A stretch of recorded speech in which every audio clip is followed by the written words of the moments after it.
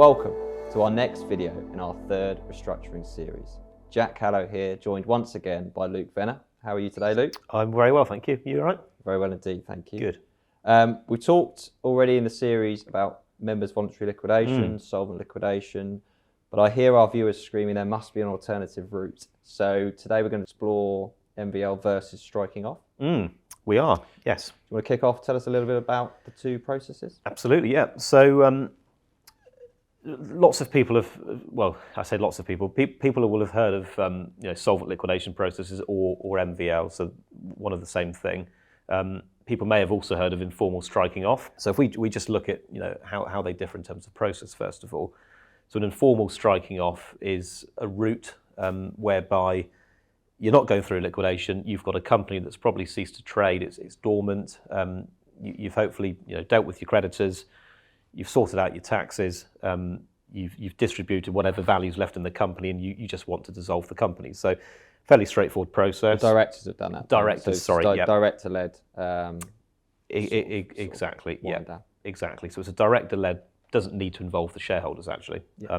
So the directors fill out some paperwork, which they file with Companies House. There's a very small filing fee. They need to advertise through the London Gazette, and they need to give notice to interested parties. And the whole reason for doing that is to ensure that if there's anybody out there that's got a claim, for example, or an interest in the company, they've got a finite window within which to object to that striking off. It's a simple process, although the caveat there is there are conditions, and if directors breach conditions, then criminal prosecution is a possibility. And also the Insolvency Service, more commonly these days are looking at companies that have been struck off and the actions of directors to make sure they've done it properly. But it's a tool that lots of directors use. It's inexpensive and straightforward. A solvent liquidation process, and the alternative is it's a regulated, structured process that's overseen by an insolvency practitioner, a licensed insolvency practitioner. People are probably thinking, well, why would I go down go for a liquidation when I can just strike off a company? It's simple. It's cost effective.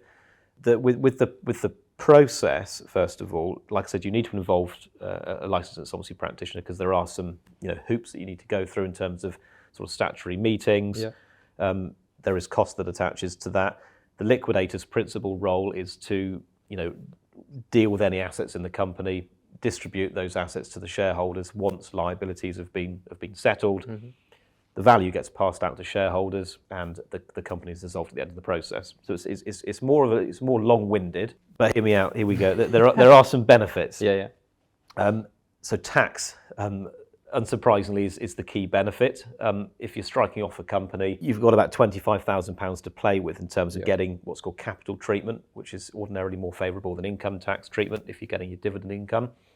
If you're wanting to get rid of a solvent company and the pot, if you like, is more than 25, you could be sitting on a company that's worth millions. If you get your distribution through the solvent liquidation, through the MVL procedure, that attracts a capital rate of tax. And it may also attract, if you qualify, business asset disposal relief, or more commonly, entrepreneurs relief. Exactly. Entrepreneurs. Just coming up to terms with the jargon myself. Precisely. So you're potentially getting your distributions at 10%, whereas if you've taken all of this value out as dividend income, you might be paying 45%, before striking off. So there's some massive tax advantages. The other main benefit and main difference here is around the process and the fact that with a liquidation, because it gives you what is effectively an orderly close down, it gives you the peace of mind. When I say orderly, the liquidator advertises to the world, if you like. So there's an opportunity to properly nip things in the bud. It gives you that protection that things have been done properly. Whereas if you strike a company off, a creditor comes out of the woodwork. Not only you at risk potentially of criminal prosecution, and I don't say that lightly, but also if a creditor then decides to restore your company, as a director it becomes your problem again. Whereas if you've gone through the liquidation, it's the liquidator's problem, effectively. So there are some real benefits in terms of the protection, that things have been done properly. I won't I won't talk about it in too much detail because you speak about it in a separate video, but distributions in specie, whereby if you go into a liquidation, you've got assets that you don't want to necessarily turn into cash. You can use that as a tool for passing out assets to shareholders without physically turning them into cash. I'll leave you to talk about the please don't spoil the surprise, obviously. the surprise, the detail. So that's another another real benefit. Like I said at the beginning, there is cost attaching to liquidation. It will be more expensive than a simple striking off. But again, presumably the cost is more than covered by the tax saving. Exactly, that's the key thing. I mean, if you're saving 35%, 35% of tax effectively, then that will significantly, in pretty much every case, outweigh the cost of doing it. And not only that, you're still benefiting from the other points that I've mentioned. So I think they're probably the key sort of differences. The other one quick thing to mention is, a liquidation might go on for, call it 6 months, because you're getting the clearance with HMRC through the process. But the reality is, once your company's in liquidation and, ordinarily subject to some indemnities being given to the liquidator, you get your value out of the company. From your point of view, you're putting it to bed. It's the liquidator's problem. You can do what you want to do with the money, and hopefully it's all worked out well for you. That timing period is quite interesting as well, because the liquidation will typically last 6, maybe 9 months. Yeah.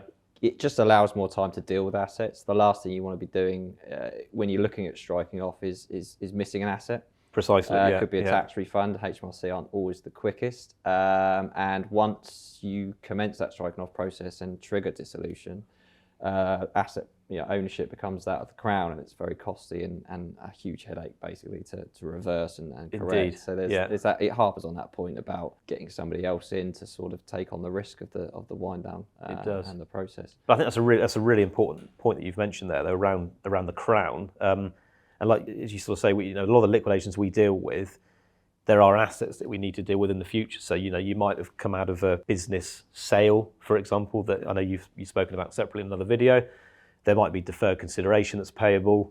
So you need to potentially keep the company open in order to collect the consideration. If you strike off, not only can you miss the boat, you're not giving yourself that opportunity. So lots of benefits. Lots of things to consider when comparing the two. I mean, I'm maybe I'll let you summarise, because you'll probably summarise it better than I. But liquidation, a little bit longer, a little bit more clunky maybe, but you get the benefit of having that independent person come in, and then you've got this huge tax saving issue benefit to run alongside it. Striking off, very simple, straightforward, can get it done. Yep. But risk of missing something, risk of doing something incorrectly. Is that a fair summary, or have you add anything? 100%, yeah, 100%. And the risk thing is important, particularly for, and again, we talk about this in a different video, but when you're looking at group reorganisations, for example, and you've got lots of other continuing entities, it's really important that you do things properly. And striking off's called an informal procedure for a reason. There is risk attaching to that, so I think it's especially important for going concern groups. Yeah. As just one example. Fantastic.